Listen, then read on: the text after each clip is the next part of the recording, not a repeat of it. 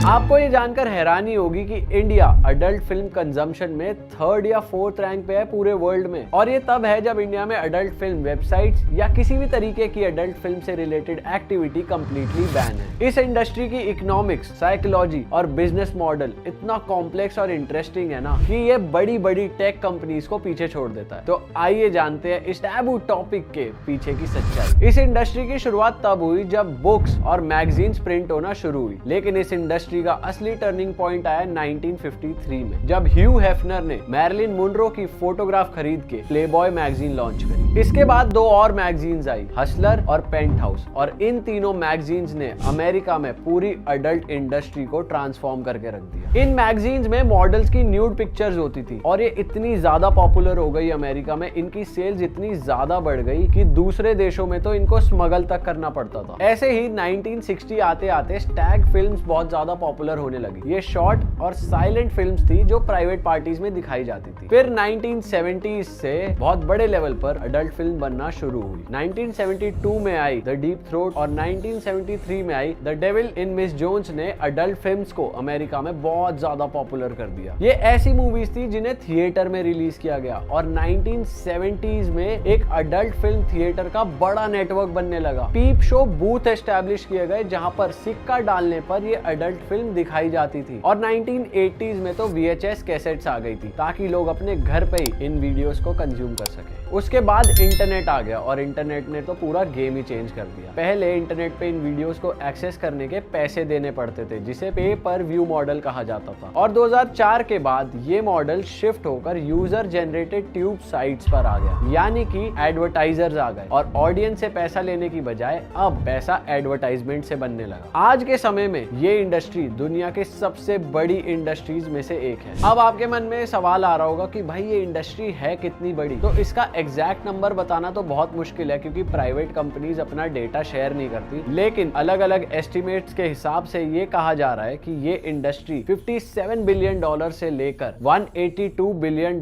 के बीच है, यानी अराउंड 5 लाख करोड़ से लेकर 15 लाख करोड़ के बीच। और ये बहुत बड़ा नंबर होता है, इसमें तो जीरो गिनने में ही जिंदगी निकल जाए। अगर आप इसे हॉलीवुड की कमाई से कंपेयर करो तो हॉलीवुड की बॉक्स ऑफिस कलेक्शन जितनी होती है ना, ये नंबर उससे भी कई गुना ज्यादा है। और ये इंडस्ट्री हर साल 5 से 8% के रेट से ग्रो कर रही है। अब भाई यहाँ पे लॉजिकल सवाल ये आता है, अगर ज्यादातर लोग ऐसी वेबसाइट्स को, ऐसी वीडियोस को फ्री में देख रहे हैं तो भाई ये बड़ी बड़ी कंपनियां पैसे कैसे कमा रही हैं? भाई इसे कहते हैं ट्यूब साइट मॉडल। अब जो ये फ्री कंटेंट दिखाया जाता है ये बिलियंस ऑफ विजिटर्स को लेकर आता है वेबसाइट पे। अगर मैं पॉर्नहब की बात करूं तो 2023 में पॉर्नहब को 42 बिलियन विजिट्स मिले थे। ये बहुत बड़ा ट्रैफिक है और इस ट्रैफिक को मोनेटाइज करने के बहुत सारे तरीके। सबसे बड़ी कमाई का सोर्स है advertising. Free adult film websites पे जो तुम ऐड देखते हो, उन ऐड से ये वेबसाइट 70% इनकम अपनी जनरेट करती है। पॉर्नहब की अगर मैं बात करूं तो इस वेबसाइट का अपना ही एड नेटवर्क है कॉल्ड ट्रैफिक लंकी, जो पोर्नोग्राफिक एड सेल करती है। एस्टिमेट्स के मुताबिक पॉर्नहब सिर्फ एडवर्टाइजिंग से 3200 करोड़ से 4300 करोड़ रुपए तक कमा लेता है। दूसरा बड़ा सोर्स ऑफ इनकम बनता है प्रीमियम मेंबरशिप। कुछ वेबसाइट्स आपको ट्रेलर तो फ्री में दिखाती है, लेकिन अगर आपको उसकी पूरी वीडियो देखनी होती है HD में तो आपको उसके लिए सब्सक्रिप्शन खरीदना पड़ेगा। अगर मैं ब्रेजर्स की बात करूं तो ब्रेजर्स का सब्सक्रिप्शन आता है लगभग $30 पर मंथ। वहीं पॉर्नहब अपना सब्सक्रिप्शन बेचती है $9 से $50 के बीच में। ठीक से चलने वाली अडल्ट फिल्म साइट्स मेंबरशिप से ही $1 लाख इकट्ठा कर लेती हैं एक महीने में। लेकिन इस इंडस्ट्री का गेम तब बदला जब मार्केट में नया खिलाड़ी आया, ओनली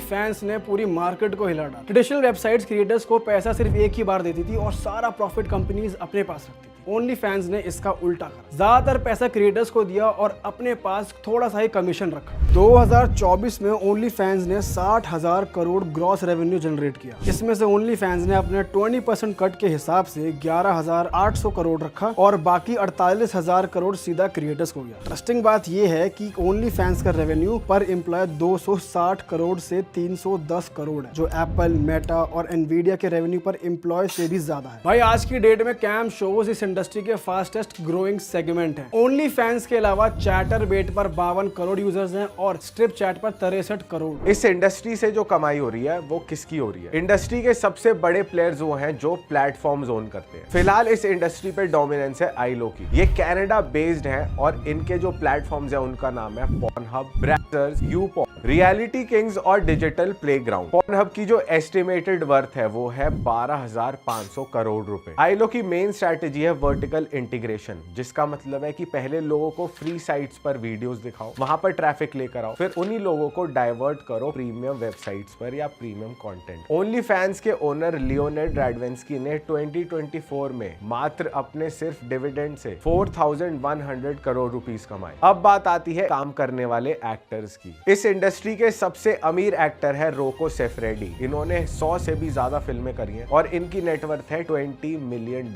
जो कि 178 करोड़ रुपीस से भी ज्यादा निकल के आता है। इसके बाद आती है सनी लियोने, जिनकी नेटवर्थ है $16 मिलियन, जो कि निकल के आता है 142 करोड़ रुपीस। और इनके बाद आती है राइली रीड, जिनकी नेटवर्थ है $14 मिलियन, जो कि निकल के आता है 125 करोड़। इनकी कमाई एक्चुअल वीडियो से उतनी नहीं होती जितनी ओनली फैंस या ब्रांड डील से हो जाती है। जैसे कि मिया खलीफा, उनकी नेटवर्थ है $8 मिलियन, जिसमें से उनकी एक्चुअल वीडियोस की जो कमाई है वो है $12,000 और बाकी की कमाई ओनली फैंस और ब्रांड डील से आई है। लेकिन ये सिर्फ टॉप 1% की स्टोरी है। एक एवरेज एक्टर की कमाई है 38 से 60 लाख रुपए पर ईयर, जो कि अमेरिका के हिसाब से बहुत कम। अगर पर वीडियो की पेमेंट की बात करें तो फीमेल एक्टर्स को, जो कि न्यू कमर है, 25,000 रुपीज से लेके 85,000 रुपीज मिलते हैं। और अगर कोई ऑलरेडी एस्टैब्लिश्ड है तो 85,000 से लेके 1,25,000 रुपीज मिलते हैं। और अगर कोई सुपरस्टार है तो 1,50,000 से ज्यादा पैसे मिलते हैं। मेल एक्टर्स को सबसे कम पैसे मिलते हैं 10,000 रुपए से लेके 75,000 रुपीज।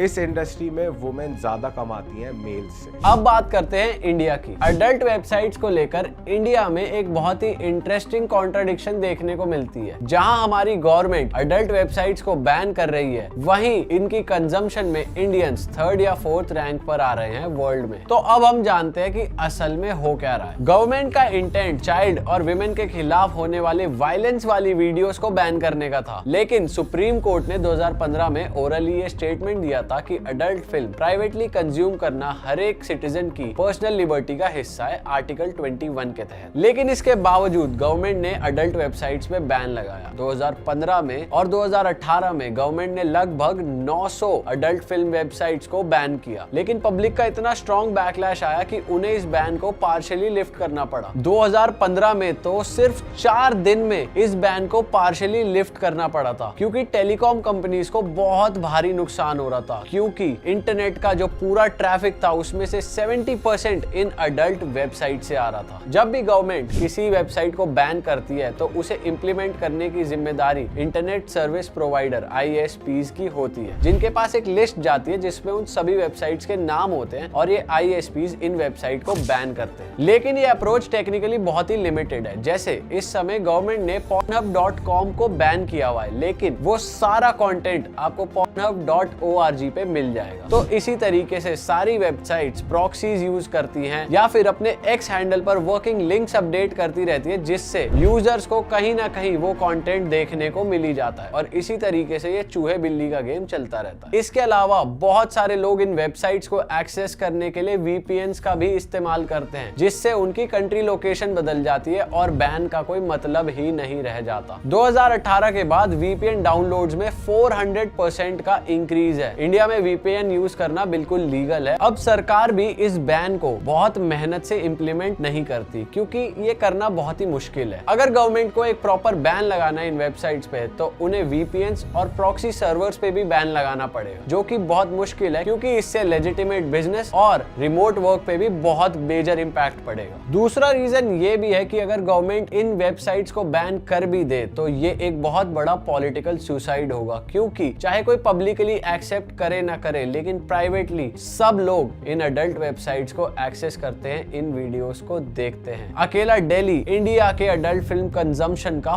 40% कंट्रीब्यूट करता है। सनी लियोनी इंडिया में बहुत टाइम तक most searched adult film star रही थी, और तो और इंडिया में इंडियन भाभी और Indian aunty most search terms है अडल्ट फिल्म वेबसाइट्स पे। और एक और इंटरेस्टिंग बात, सैटरडे को इंडिया के लोग सबसे ज्यादा अडल्ट फिल्म्स देखते हैं। इंडिया में ये फिल्में बनाना और इनको बेचना कंप्लीटली इलीगल है। आईपीसी का सेक्शन 292 कहता है कि अगर कोई अडल्ट फिल्म्स बेचता या बनाता पकड़ा गया तो उसे 3 महीने तक की सजा हो सकती है। जब ये काम इलीगल है तो इंडियन क्रिएटर्स कैसे पैसा कमा रहे हैं? इसका सिंपल आंसर यही है कि कुछ क्रिएटर्स इंडिया के बाहर चले जाते हैं जहां पर ये काम करना लीगल है। वहां पर जाकर ये लोग काम करते हैं और इंटरनेशनल पार्टनरशिप्स बनाते हैं और वहीं पे ये लोग पैसा कमाते हैं। जैसे निक्स इंडियन, ये 2018-19 से फुल टाइम अडल्ट फिल्म्स बना रहा है, लेकिन 2020-21 में ये इंडिया के बाहर ही शिफ्ट हो गया क्योंकि यहाँ पर उनको ऑब्वियसली लीगल रिस्क था। अब वो यूरोपियन कंट्री में सेटल हो गए हैं, अब ये वहीं पे काम करते हैं, वहीं पे वीडियोस बनाते हैं। इन्होंने बिना किसी बड़ी कंपनी के साथ जुड़े अपनी खुद की वेबसाइट बनाई और एक सब्सक्रिप्शन मॉडल पे ये काम करने लगे। साथ ही साथ ये दूसरी कंपनीज के लिए भी एक्टिंग करते थे अडल्ट फिल्म्स में। निक्स इंडियन ने सोशल मीडिया और ब्रांड डील्स को भी एक कमाई का जरिया बना लिया, जिसकी वजह से आज वो एक मिलियनेयर है। कुछ लोगों ने तो फिर भी ऐसी अडल्ट मूवीज के सॉफ्ट वर्जन बनाकर OTT एप्स पर बेचने की कोशिश करी। एक बहुत ही फेमस बॉलीवुड एक्ट्रेस के हस्बैंड भी इस काम में इन्वॉल्व थे। उन्होंने अपनी एक एप्लीकेशन बनाई जहां पर उन्होंने प्रॉपर अडल्ट फिल्म को स्ट्रीम करा और उससे पैसा बनाया। ये बिजनेस उनका बहुत ज्यादा प्रॉफिटेबल रहा। बताया जाता है कि उन्होंने इनिशियली पर डे 2 से 3 लाख का मुनाफा किया और फिर बाद में 7 से 8 लाख रुपए भी ये पर डे बनाते थे। इसमें ये लोग एस्पायरिंग एक्ट्रेसेस को वेब सीरीज में रोल देने का वादा करते हैं और फिर उन्हें अपने जाल में फंसाते हैं। मुंबई आने के बाद जब एस्पायरिंग एक्ट्रेसेस ऑडिशंस देती हैं तो उनको ये बताया जाता है कि आपको ऑडिशन में एक बोल्ड सीन एक्ट करना है। फिर इस बोल्ड सीन को प्रॉपर वेब सीरीज में न्यूड या सेमी न्यूड सीन की तरह दिखाया जाता है। अगर कुछ एक्ट्रेसेस ऐसे रोल्स करने के लिए बाद में मना करती हैं तो ये लोग इनसे ये कहते हैं कि जितनी भी तैयारी करने में, जितनी भी शूटिंग के प्रोसेस में खर्चा आया, उस सारे खर्चे को तुम लोग भरो। वहाँ सेट पे 5 से 6 लोग मौजूद होते थे जो कि कैमरा से लेकर, डायरेक्टर से लेकर, स्क्रिप्ट राइटर और डायलॉग राइटर जैसा काम करते थे। फिर ये कंटेंट ऐसी मूवीज को शूट करने के बाद सेल किया जाता था OTT एप्स पे। बाद में ऐसी एप्स को गूगल प्ले स्टोर और ऐप स्टोर ने बंद कर दिया था, बैन कर दिया था। और ये नजरों में तब आया जब एक एक्ट्रेस ने ऐसे लोगों के अगेंस्ट कंप्लेंट दर्ज की और ये बताया कि मुझे जबरदस्ती अडल्ट मूवीज में एक्ट करने के लिए बोला जा रहा है। अब यहाँ पे सबसे बड़ा सवाल ये आता है कि इंडिया में MMS यानी किसी की प्राइवेट वीडियो को लीक करना, शेयर करना या अपलोड करना, इस चीज को इंडिया में किस नजर से देखा जाता है? इंडिया में ये बहुत ही सीरियस लीगल इशू है और इंडिया का कानून भी इसको लेके बहुत ज्यादा सख्त है, बहुत ज्यादा स्ट्रिक्ट है। इंडिया में अभी तक किसी की मर्जी के खिलाफ वीडियो शेयर करना, इस चीज को लेकर कोई भी स्पेसिफिक लॉ नहीं है, लेकिन इससे पहले जो भी कानून था, जो भी लॉज थे, उनमें ये चीज पनिशेबल है। इसके लिए सबसे पहला कानून BNS 2024 के सेक्शन 77 के अनुसार अगर तुम किसी को उनकी मर्जी के बिना प्राइवेट एक्ट में देख रहे हो या उन्हें रिकॉर्ड कर रहे हो, ये एक पनिशेबल ऑफेंस है, ये जुर्म है और इसके लिए तुम्हें 1 से 3 साल की जेल भी हो सकती है।